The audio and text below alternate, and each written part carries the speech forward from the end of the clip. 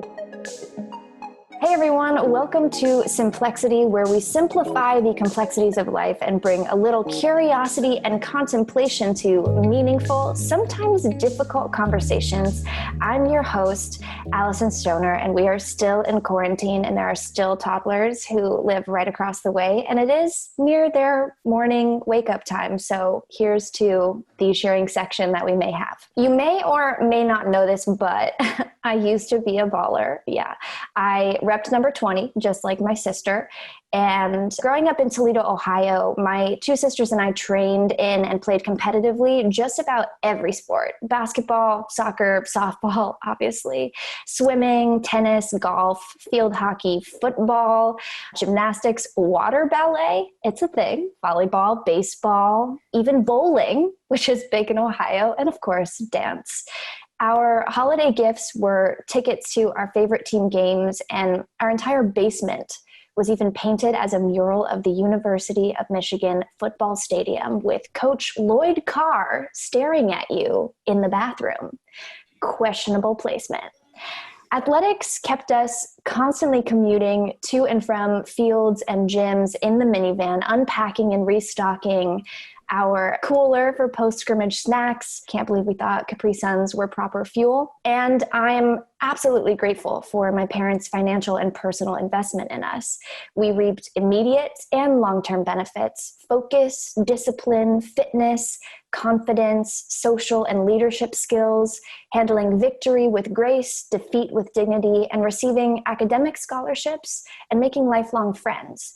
But it seemed pretty clear it wouldn't go much further, as the real world didn't have much room for female athletes. Entertainment took over my childhood, but athletics continued to dominate my middle sister's schedule. She played basketball and lacrosse in college, but there were clear ceilings above her.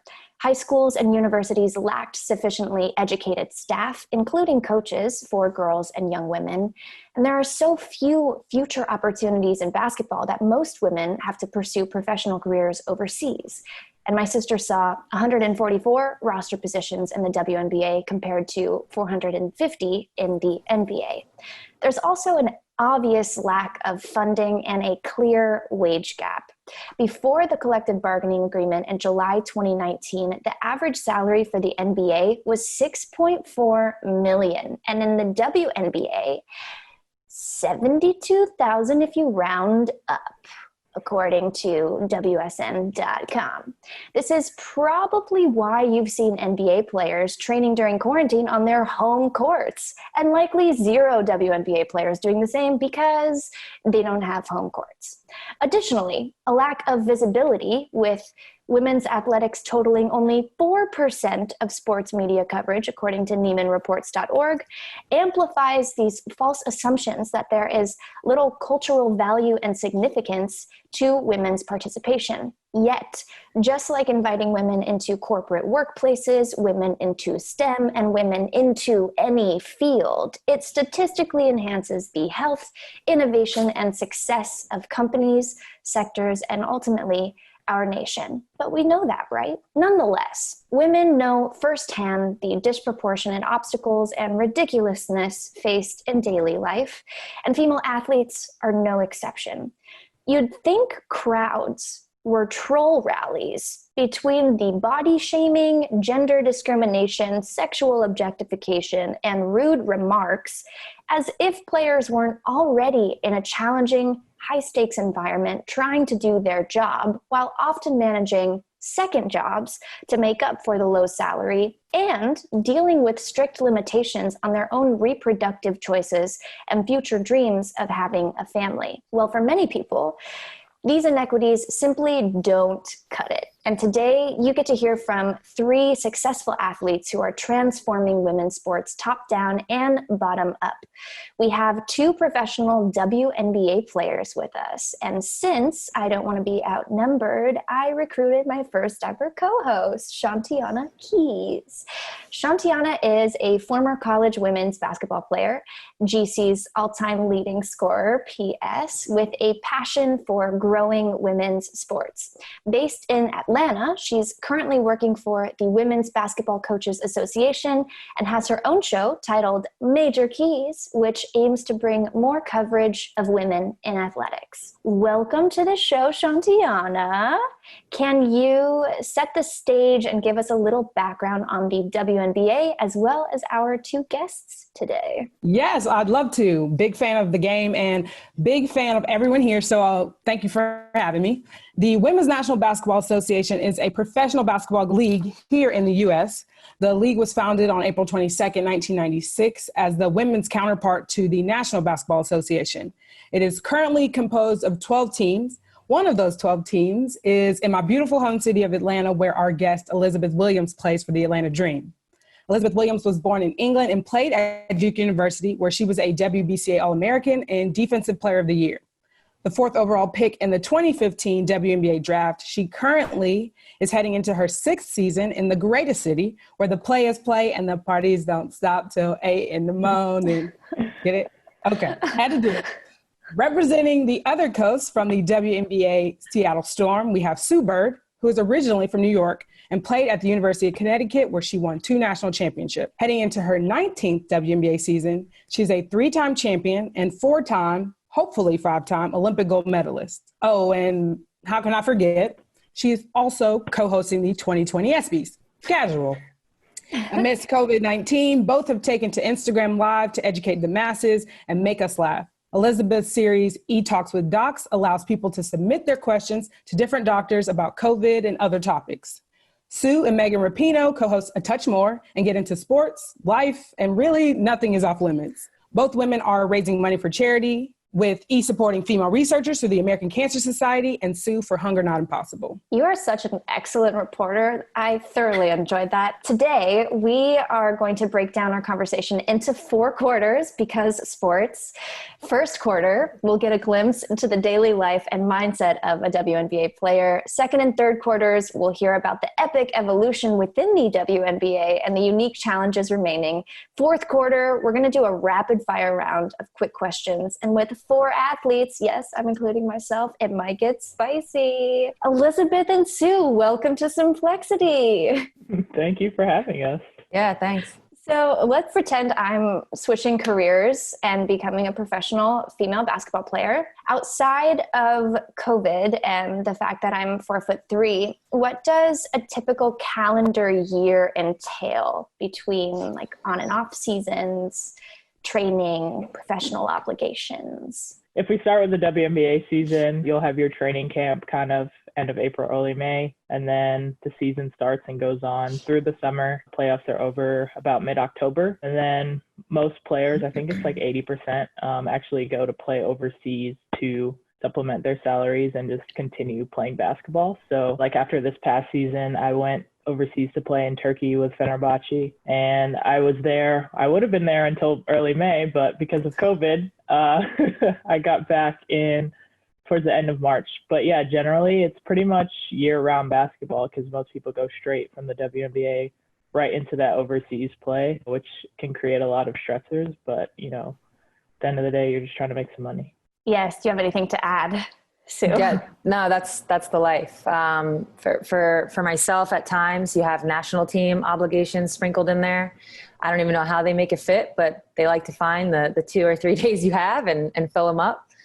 I have stopped playing overseas, so my life has slowed down a little bit in terms of the year-round grind, which has been nice, but it actually brings like a whole other set of issues, which is staying in basketball shape, staying on top of your game. It does open up doors. So I've been able to like try different things in what is my off season, which is usually people's in season. So it's like fall, winter, springish. So I'm able to try other things, but then basketball kind of takes this weird backseat. So it's all about finding the balance, very similar to when you are in the year-round grind. It's all about finding whatever works for you, that balance. Nice. And how has COVID affected this lifestyle then? We're just like everyone, complete pause button. You know, for us, I think in the WNBA, because there are not question marks, it's more like there's hope to play, you know? So we get like updates and it's like, yeah, this could happen, that could happen. So you're just in this like weird, okay, obviously you stay in shape, but it's like, do I get game ready or do I have to try and find a court? Because I know I don't have one. So that's going to be a mess when it comes down to it. So it's kind of just like everybody in their own way. We're in the same awkward place. Yeah, I was actually overseas when this all started, and we had to play a game without fans, and it was actually our rivalry game against Gala, which is usually a huge game over there.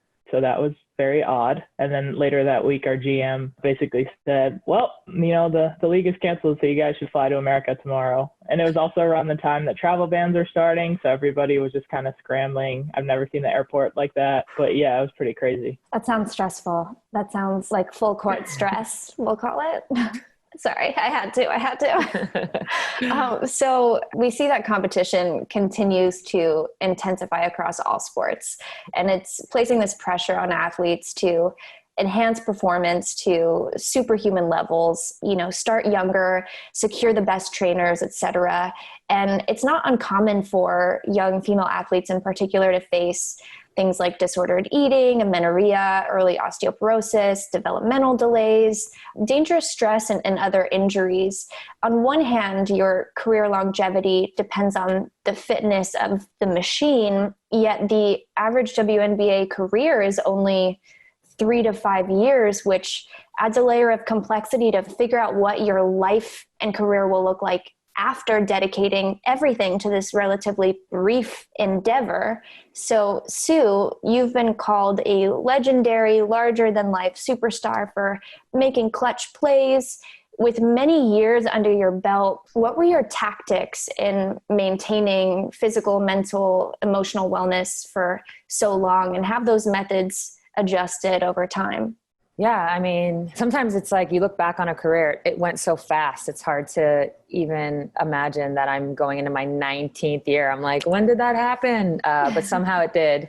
And here I am. And I think when I think back on it, there was just moments, right? Whether it was dealing with the year-round grind. And, there would be times where you would show up for practice and it was like almost exhausting just to like put my shoes on. Not exhausting like the physical act of it, but just like the thought of it, what it meant. Oh, I got to go to practice. And it can really bring you down. I think early on, a lot of the credit goes to my family because they always preached balance. Like my sister was really very successful, like academically. And so even though school and sports are different in just what they are, they're really not that different.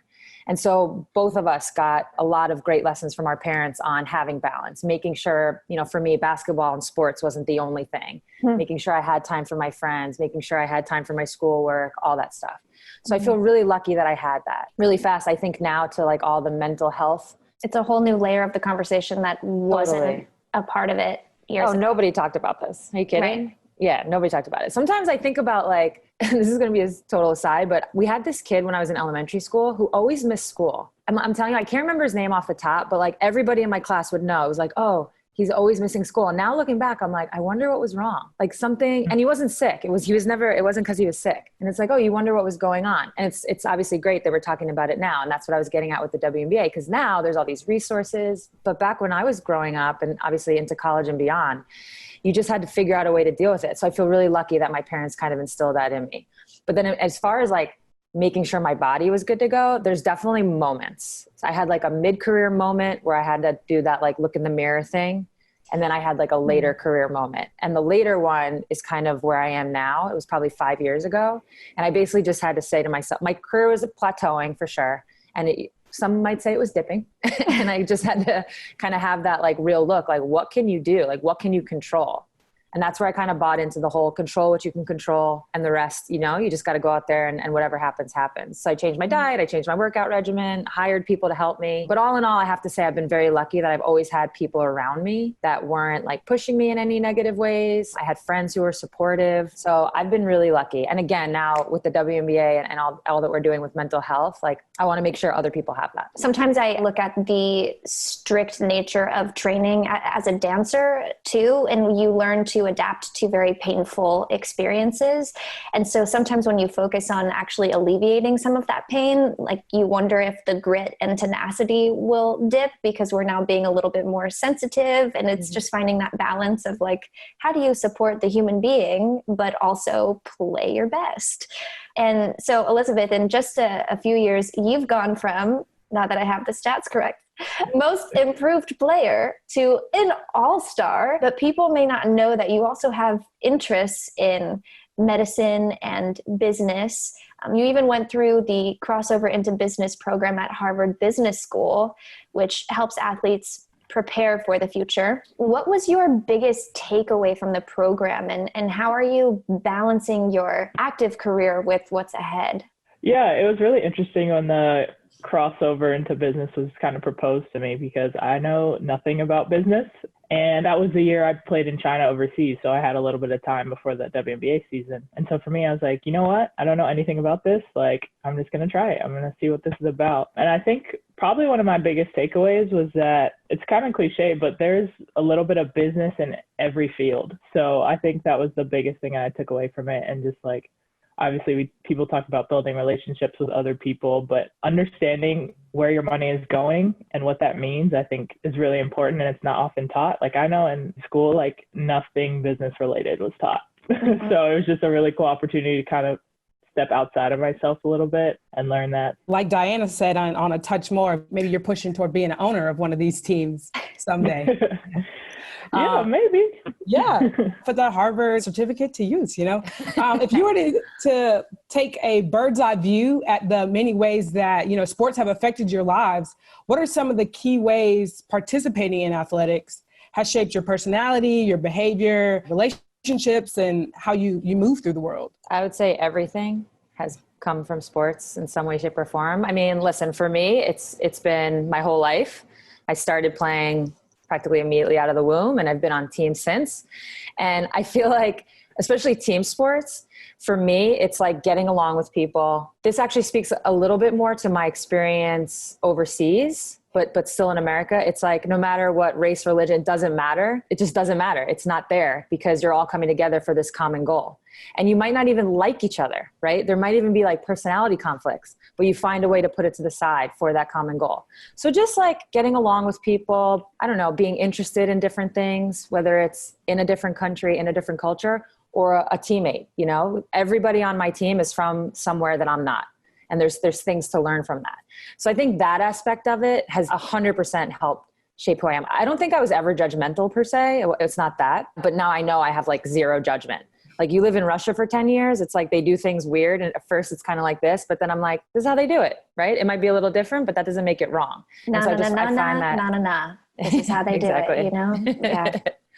So yeah, I find that in every encounter I have, I've got that vibe. Meeting new people, making new friends, it's cliche, but becoming friends with people you probably never would have become friends with if you didn't play the sport is probably the biggest thing for me. I would say, like, I was pretty sheltered as a kid. Like, having Nigerian parents, they don't really want you doing much. So basketball was kind of my way to get out and meet new people. And I've built lifelong friendships with those people. And then the other part, you know, the sports part, is just being pushed. I was fortunate to have a high school coach that really pushed me. He was a former drill sergeant.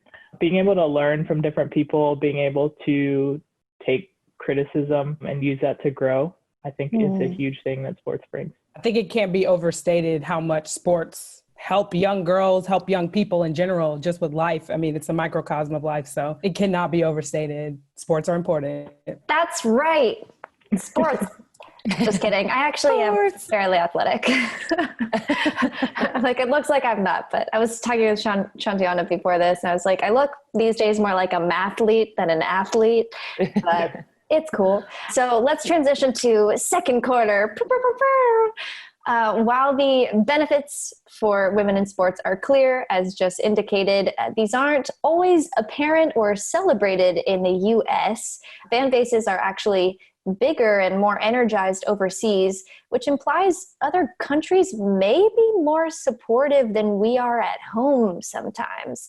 And in a way, sports mirror who we are socially, and that presents the urgency to grow the leagues here. After all, if a young girl sees the strength, empowerment, and potential made possible through sports, it can lead to major benefits in society. So let's jump into the second quarter and hear how the WNBA has evolved over the years to bet on women. Sue, if we were to do a before and after with your first year in the league in 2002, to now, what are the biggest overarching changes you've seen in the infrastructure, the treatment of players and staff, and opportunities within the league? You know, interestingly enough, when I first came into the league had only been around for maybe like 5 years or so. And so in order to start the league, there was a huge push, right? And I heard stories and rumors of what kind of contracts some of the early players got, not the on the court contract, but they would have these like off the court marketing deals that they could do at the league.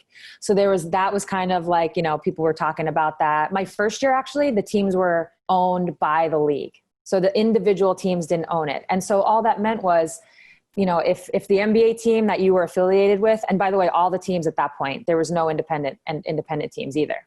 So if the NBA team stayed at the Ritz-Carlton, that's where you were staying. You kind of did like very similar things. You shared everything that they had, whether it was the practice courts, the different arenas, everything was pretty much shared. So interestingly enough, I was there when it was kind of like still being pushed in this way. And then it went to individual ownership, but that lasted for like a long time. And now here we are. So I saw it when it was that push, and then it kind of settled, and this word's coming up again, but it kind of plateaued, maybe took a dip.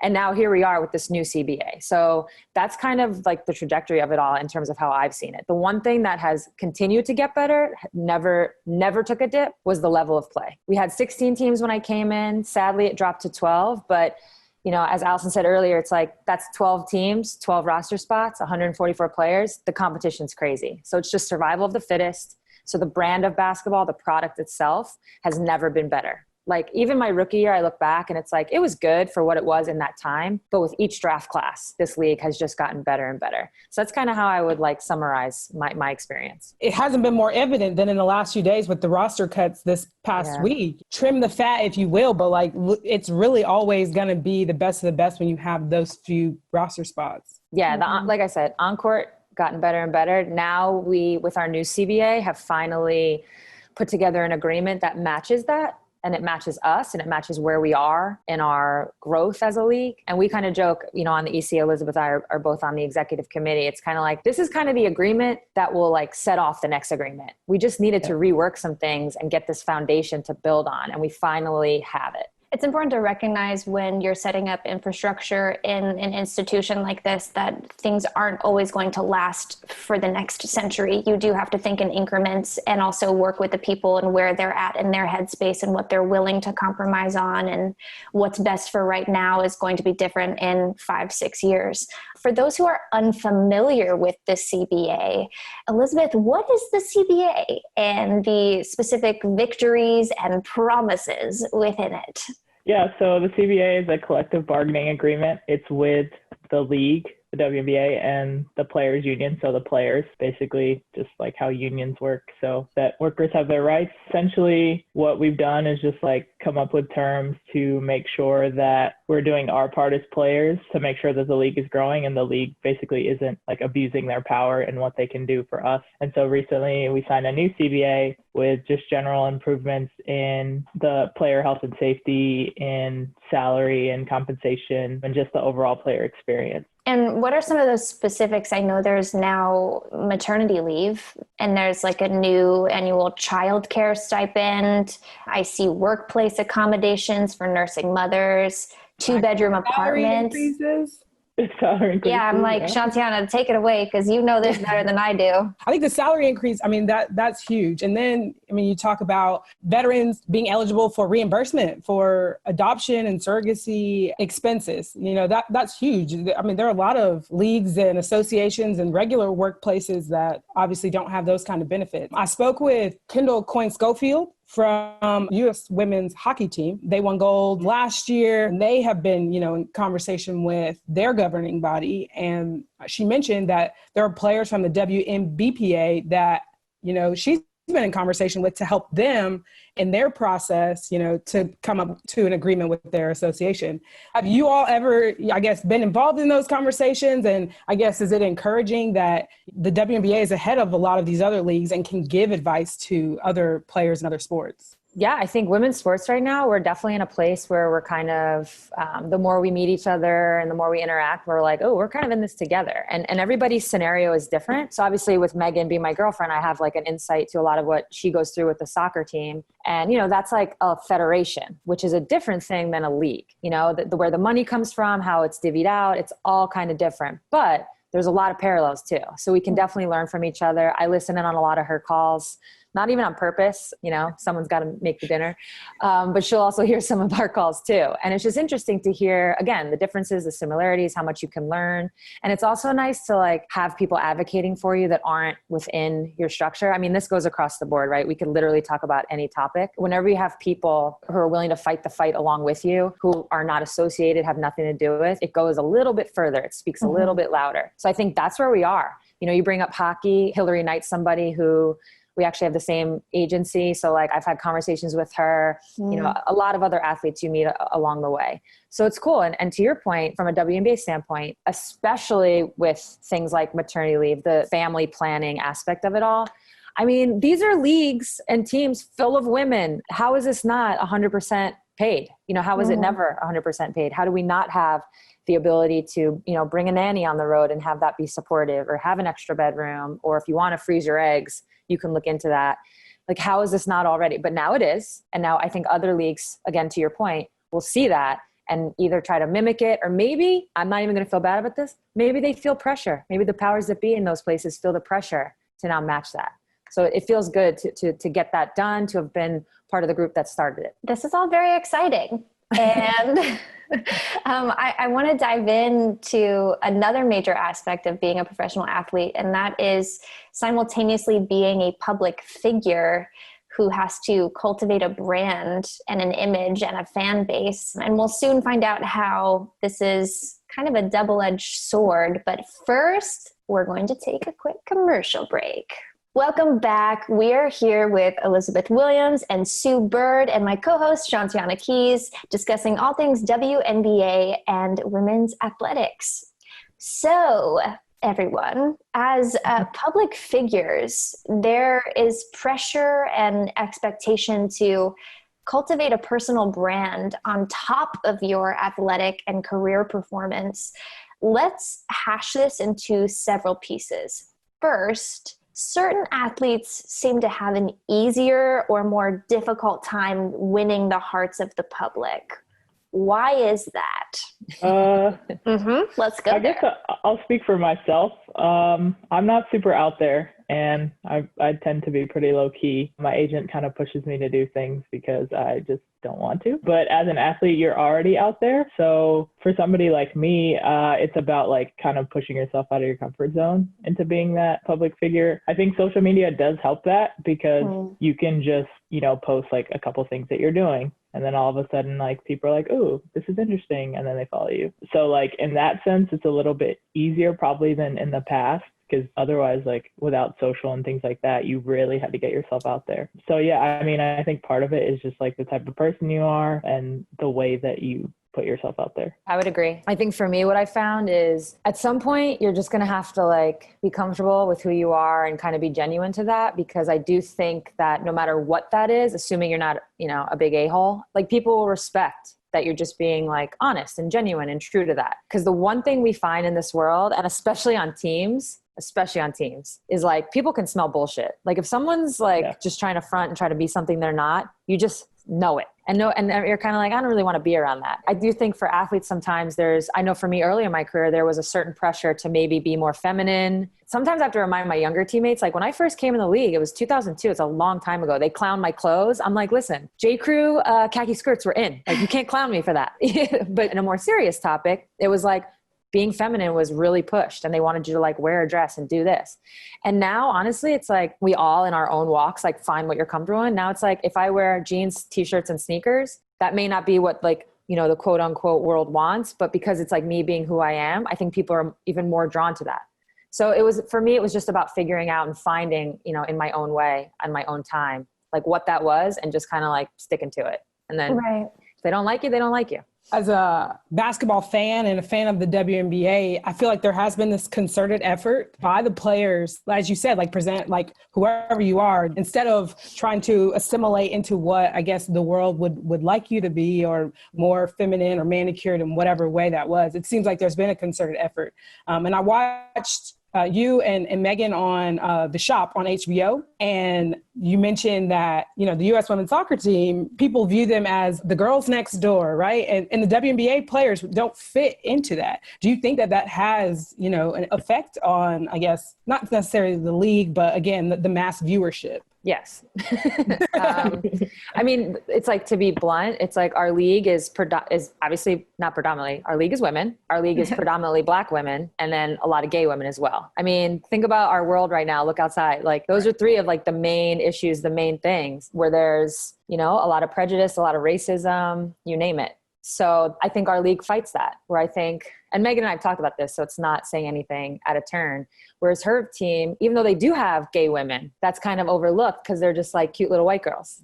So it is different. And I think both of us, when we talk, we kind of see that even more as we discuss some of the things that we battle. So it's a real thing. I mean, the way I like to see it is like, we represent the world. We really do. Like, we represent what's going on in the world. We represent what a lot of people are fighting for in this one league. Wow. That's a really good way of putting it. Now, second part of this convoluted topic, if you ignore your personal brand and decrease visibility and attention, can it be detrimental to your financial success? Like, do you feel that you need to be opportunistic, you know, and does your position on the roster dictate how far your brand deals will go? I mean, I think you do have to be opportunistic to an extent. I mean, generally, I think athletes have an obligation to be out there and be good role models. Like, I know they hate to say it, but I think that's something that has kind of helped me move forward and try to be more authentic and show my interests and start Detox for Docs and things like that. In a sense, we do have to put ourselves out there, and that does, I mean, it helps you individually getting marketing deals and putting yourselves out there, but additionally, it puts the league out there. You know, people don't know exist. There are plenty of people in Atlanta that don't know there's a WNBA team here. So if I have to be more bold and show myself and market my individual brand for that to grow, then I'll do that. Ironically, it's like, for so long, the WNBA kind of wanted us to fit in this little box. And that was probably what was holding us back.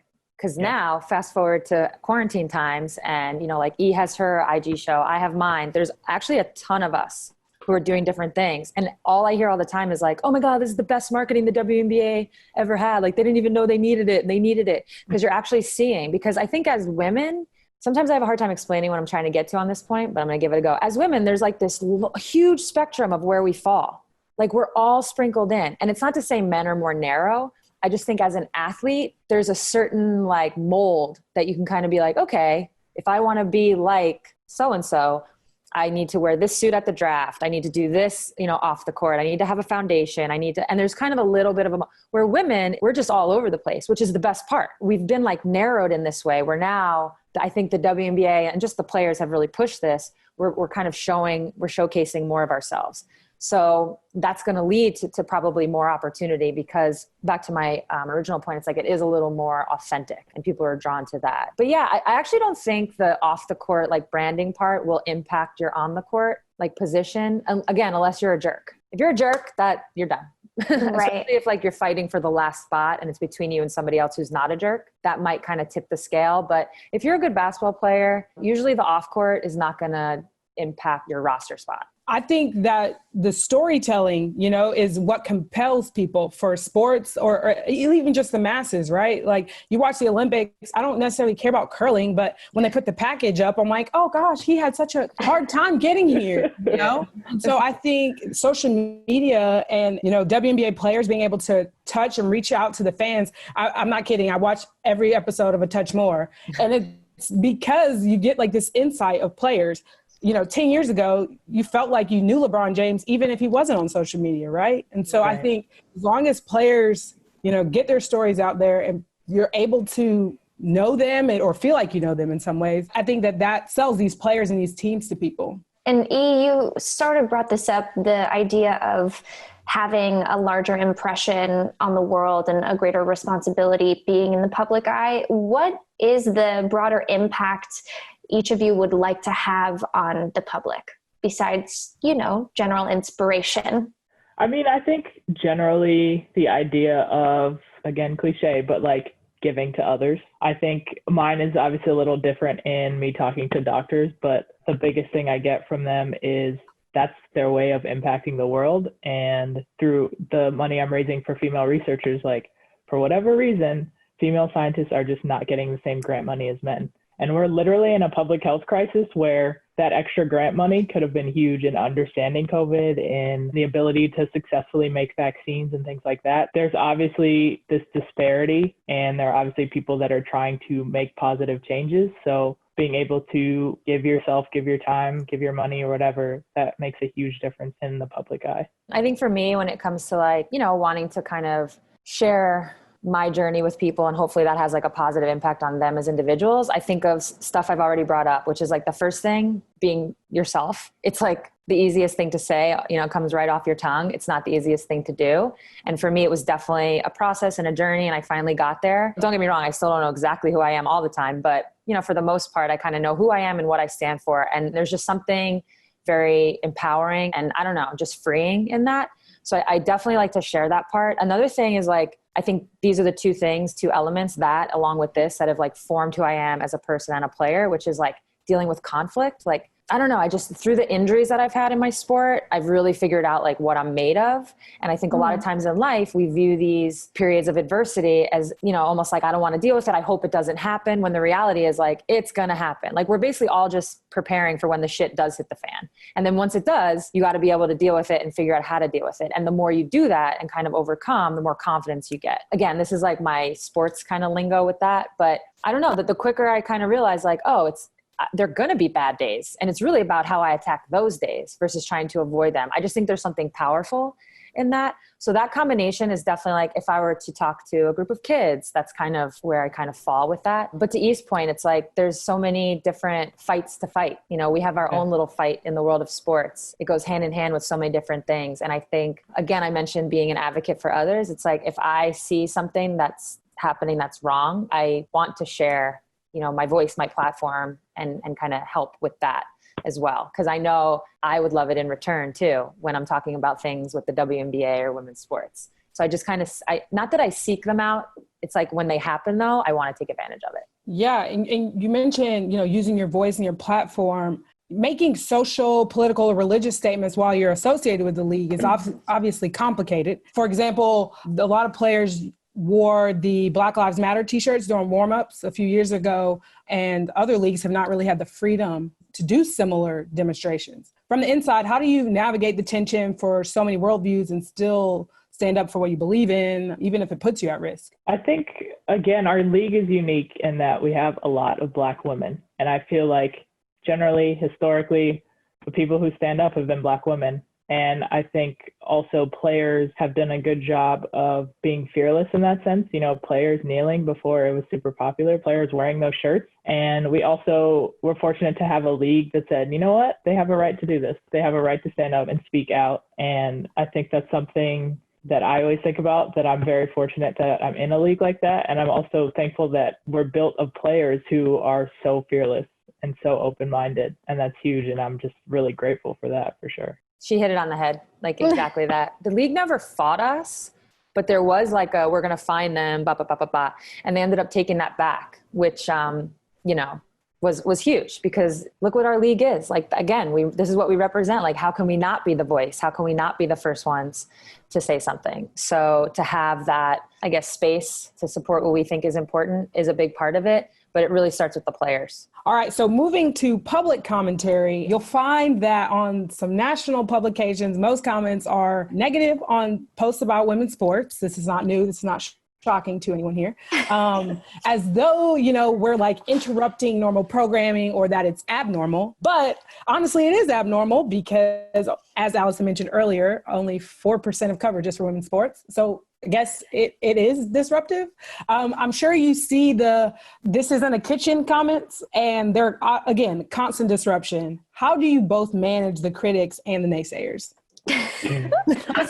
Like, who wants to go first?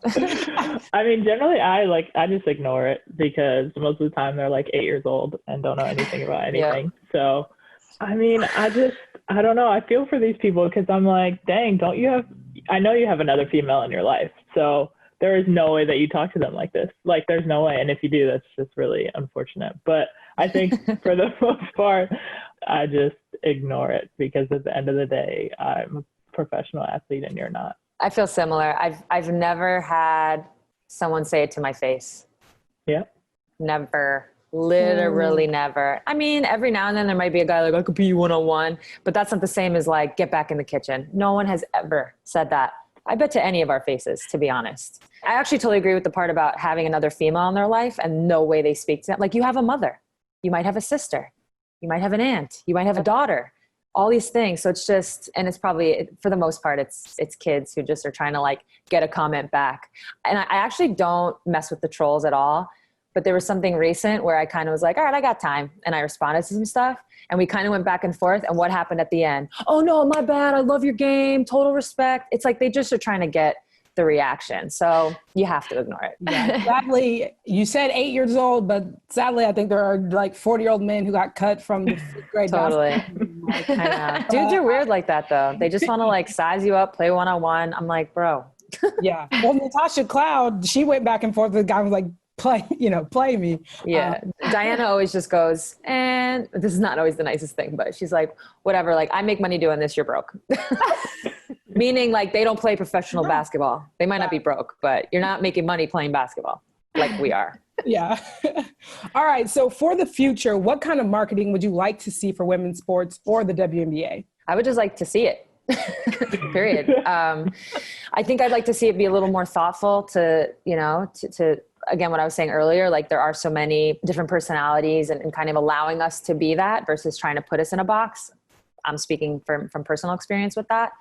And just being a little more creative. I do have this one like marketing idea I would love to do at some point with like anyone, but it's basically like, you guys have seen A Time to Kill. Oh, I love this Simplexity exclusive coming at us right now. Bring it on. Yeah. So if you've seen the movie A Time to Kill, at the very end, the whole, like, I don't want to give it away, but basically. Yes, no, go there. Okay. Two Southern men, right, rape a little Black girl. And so it's all about, you can imagine what happens in this small town. Matthew McConaughey's the lawyer. He's obviously white. He takes on the case. Anyways, at the very end, the way, I know I'm going to give this movie away. Sorry guys. But at the very end in trial, he basically has the jury close their eyes and he tells the story of a little girl getting raped. Wow. And like, now imagine she's white. And it's like that moment where it's like all those people, like, of course, all these terrible things happen. They're terrible no matter who you are, what you are, it doesn't matter. But when he put the framing of now she's white, they were like, oh God. And it like hit them in a different way. So I'll bring the mood right back up. I feel like for women's athletes to have something where it's like, you're telling the story of an athlete and with like making the consumer think it's a male, like telling the story. And at the very end, you're like, that's a woman. And so they can just be like, oh, because I think what people miss with women's sports is that our grind is the same. Our love is the same. Our passion is the same. We do have stories. You just haven't heard them. So you might think we're boring or whatever, but like we do have the compelling stories. So to get people to understand that we are the same. No, the difference is for women's basketball, we don't dunk. Maybe we're not like as athletic, but that's like science and genetics and stuff. Like that's not our fault. So to kind of just appreciate it for what it is and knowing that in the foundation of it all, it's very similar to what they already love. And so just to get that moment of think, oh, that was a woman who did that. So I would love to have some sort of marketing like with that. Sue, I don't know, and I don't think I just like dreamt this or made this up. Years ago, I thought there was like an animation commercial and it was a basketball player and they do what you're describing. They go through it and then at the end they reveal it's a women's basketball player. And I want to say it was Maya Moore. And I remember thinking like maybe searching for it on YouTube and never finding it. But I think maybe you dreamt it. Meant to be. Either way, you should make it happen. But you get my vibe, right? Like, I feel like that would be good. And then the other side of it is just to like be a little bit more creative about like, and allowing us to showcase who we are. Because you end up doing that right now during COVID and it's working wonders. Yeah. As the WNBPA, you all have taken on the Bet on Women. I'm rocking the shirt now, but you also have the mask as of recently with the players. What does that mean to each of you? I love Bet on Women. I think it's the perfect phrase because obviously it's universal. It's not just sports. And I also love seeing guys with the shirts because it kind of goes back to like, okay, you definitely have a woman in your life. Like you would want them to be treated fairly with respect and all those things. I think creating this simple phrase that is just really powerful it's just been super effective in us getting our point across. At the end of the day, invest in us. Like Sue said, we're doing the same things. We're working out just as hard. We're, trying to create the best product possible. And we've seen the product become incredible as the league has gone on. So when you invest in us and when you support us, really awesome things happen. So I just love it. Yeah, I like it because it's like people need to be reminded all these male sports that we are constantly getting compared to, they started somewhere too, and they needed people to bet on them. Like they didn't come out of the, gate making a ton of money and being all kinds of crazy successful. That's not how that works. We kind of get judged in that way. Like, oh, they lose money every year. So does every other league when they first start. And we're already in year like 20 something. Like some of these leagues, it took forever to get to where we are now. So it's just a nice reminder that, this is how this works. This is how you get a sports league to work. You invest in it. You talked about media coverage. I think investment is like similar percentage in terms of how much of the pie we get. It's very, very, very, very low. And here we are still making it work. Imagine if we had more investment. Okay. I feel like we've gone into the depths of the league. And I would like to bring us up for some air for the fourth quarter and switch up the pace here. So to close out, I'd like to do this rapid fire round of questions that both of you can answer. Feel free to drop knowledge, spit truth, make jokes, just make it snappy. Okay? we do a rapid fire on a touch more, and nobody understands the rapid part. I'm like, this is supposed to be fast. Oh, well then, now let's see how you do. I know, right? I'm going to ask you an incredibly deep philosophical question, but it's fine. Okay. 1, 2, 3, go. You both have Instagram live series during COVID, E-Talks with Docs, and A Touch More. What has been the most impactful thing you learned while producing this content? Production is hard. I mean, people see the final result and it seems all snazzy. It takes a lot. It's like tedious time of feels like it should take, looks like it took 5 minutes, takes like 5 hours. I guess this is more specific to the topic, but the level of appreciation doctors have gotten from when all this COVID stuff started has been so impactful for them. Like they're so inspired and motivated to work just because people are sending them meals and clapping at 7 o'clock. Like it seems dumb, but for them, it's made a huge, huge difference, especially the auxiliary staff that usually don't get any credit. So janitors, the chefs, all those people in the hospital that people don't ever pay attention to, them being noticed has made a huge difference during COVID. Amazing. What do you like most about the city you play in? Probably the food. I like to be rapidy. I love the convenience of Seattle because it's not a huge city, but it's not small, but everything's like easy. It's New York can feel like, oh God, I'm never going to get there. Seattle's just like very convenient. What are you most excited about this season if it's played? Playing. Just like doing it. I think if we get on the court, it's going to be in 10 years, 20, 30, 40 years, it'll be this unique thing that we all participated in, like playing during a pandemic and maybe being like that morale lifter for some people, assuming we're all safe and all that good stuff. Who is on your Mount Rushmore of women's sports? No. The hardest question. Sports? Like all sports? All sports? I'm like, I only know basketball. You can eat your words for wanting to be rapid and completely failing on this question. I just want to put that out there. Let's go. Okay, I'm just going to do basketball. So I'll say Lisa Leslie, Diana Taurasi, Lauren Jackson, Cheryl Miller. I was a great water ballerina. I feel like you could have... Mount Rushmore water ballerina? I held my breath underwater for like 12 seconds. That's actually, you should probably start with Serena. I feel like that's a miss. I was going to say Serena for sure. Okay. I got to do Mia Hamm. That's another good one. Lisa. Is it just 4? Yeah, mm-hmm. 4. Oh, gosh. I mean, you can add a couple more peaks to your mountain range. I have to put Sue on there. It's just, I have to. Wow. And then... It's hard when it doesn't go both ways. Sue, I am not offended. Please don't put me on there. We'll just leave it at the 4. Okay. And who is the greatest women's team of all time in any sport? Not a program, because can't be UConn. It's got to be one single team. Again, this is very basketball centric. I'm going to do 2016 Olympic team. Yeah, that's huge. Yeah. It could be the 96 Olympic team too. I watched that replay of those. You Olympics. did? Yeah. It's really cool to watch. Did you see when Lauren pulled Lisa Leslie's hair out? Yes. Quote unquote, by accident. The ponytail just went.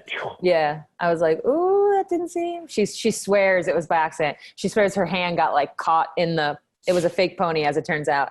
and just like pulled it right off. Like she was like, I was just trying to get my hand out. I was like, it wasn't an extra like curl of the finger and just, anyways. Okay, what is your earliest WNBA memory? So the league actually posted this tweet, and I replied. So my earliest like live WNBA memory was my AU team went to a Mystics game in, I don't know what year it was, but it was the 10-year anniversary of the league. So it was like my first live professional women's basketball game. Because it was a 10-year anniversary, they had these little towels, still have it, and these little bears, these little Mystics bears. So it's still at my parents' house. And I think at that point, it was the Miller sisters that were playing for the Mystics. Yeah, and I just remember watching, me like, wow, this is so cool, like WNBA. So, yeah. My first memory was going to a Liberty game. It was year one. And it's going to be really random, but there was this player who was like always dancing on the Liberty bench, like every basket. She didn't play much, but she would always like have this vibe to her, and she was just always dancing. And I like vividly remember that. Like, yes, I remember Rebecca Lobo. I remember Cynthia Cooper raising the roof, all that. But this player, I would just like watch her during the games. And then fast forward 5 years, she was my teammate. I was like, oh my God, you're the dancer. And her name's Simone Edwards, and she's from Jamaica. She's like, yeah, baby, I was dancing on that. And I'm like, yeah, you were. That's awesome. All right, so everybody's been watching the Michael Jordan documentary, The Last Dance. Was MJ's way of motivating his teammates right or wrong? Right and wrong is tough. Oh, body language. E crossed your arms. Well, I was crossing my arms because I only think Michael Jordan is the only person that could talk to his teammates. Pull that off. Yeah. Yeah. So yeah, again, it's hard to say like right and wrong, but because like he also held himself just as accountable, and he was also the like go-to guy and still worked just as hard. I feel like he's the only player that can get away with saying some of those things. Do you think you have to have both of those dynamics, the Phil dynamic and the Michael, like kind of balancing each other out? Like super tough, and then yeah, it probably helped that Phil was there to like Zen master the whole you're a punk, and then Phil would like Zen it down. Yeah. Take your shoes off, please, everyone. Okay, why are sports important? Rapid, go. They teach you life skills. Succinct, love it. Oh gosh. They E. teach you how to communicate with other people that you wouldn't necessarily communicate with. Boom. What do you hope the league looks like in 10 years? I always say this. I hope I am the retired, old, disgruntled player who looks at the league in present time and is like, man, they're making $1 million. I never got to make $1 million, or they're making 10 million. So I hope that is what the league looks like in 10 years, that I'm mad I didn't get a chance at all this money, because that means it worked. Touche. Absolutely. And how can we support you and follow your latest projects and support the league? So my Instagram is E_Williams_1. Elizabeth Williams is a really common name, so I had to put all those underscores in there. But yeah, Instagram and Twitter are my main places, so just follow me on there. Yeah, sbird10 on Instagram, s10bird on Twitter. I'm more of an Instagrammer though, doing a live every Saturday, although this week we're taking off. We finished season 1. That's what we're calling it. Right. But yeah, and then I think the best way is to, either follow the players, follow the league, take time out to check it out. And what about you, Keys? Yeah, so on Instagram, my Major Keys interviews are at Major Keys Interviews with an S. And I'm on Twitter, like E. I did not have a cute, succinct name. So SHKEYSS. So Keys, but with a lot of S's. So that's where you can find me. Perfect. Well, thank you all so much for coming on to Simplexity. Special shout out to Keys for co-hosting. Everyone tuning in, make sure you follow everyone and keep up with their careers and endeavors and support the league, because now you really know the deal. We'll take a quick break here and then jump into this week's mantras. All right, it is time, as always, to do our weekly mantras. So if you're new, welcome. We go through a couple different affirmations and I repeat them twice, and then I leave space in the third for you to say it out loud, should you choose to do so. Today, since we're dealing with athletes, I figured I would pull a Muhammad Ali affirmation that he used, and then an affirmation I found specifically for athletes when they're playing tournaments or they're in the thick of competition. And then I want to tie it in with the WNBA. So follow along. Here we go. First, I am the greatest. Muhammad Ali said it, and look what happened. So let's try it. I am the greatest. Your turn. Do you really believe that? Say it again. Nice. Second, the tougher the conditions, the better I play. And this can be in life, this can be literally in a game. The tougher the conditions, the better I play. Your turn. Yeah, it's kind of a new way of seeing things, maybe. And lastly, just like the WNBA is saying, I can bet on women with confidence. I can bet on women with confidence.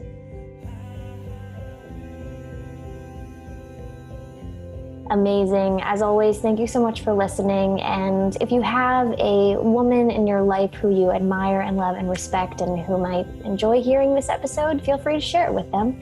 And feel free to share it with anyone, of course. And also, if you haven't already, please take a moment to rate and review the podcast and subscribe so that you can be first to hear next week's episodes. Please feel free to post and share your takeaways on social media. Just make sure you tag @Simplexity Podcast and me @Alyson Stoner so that I can see it and respond and reshare. Have a great rest of your week, and I will see you next time for more Simplexity. It's anything but small talk. Peace.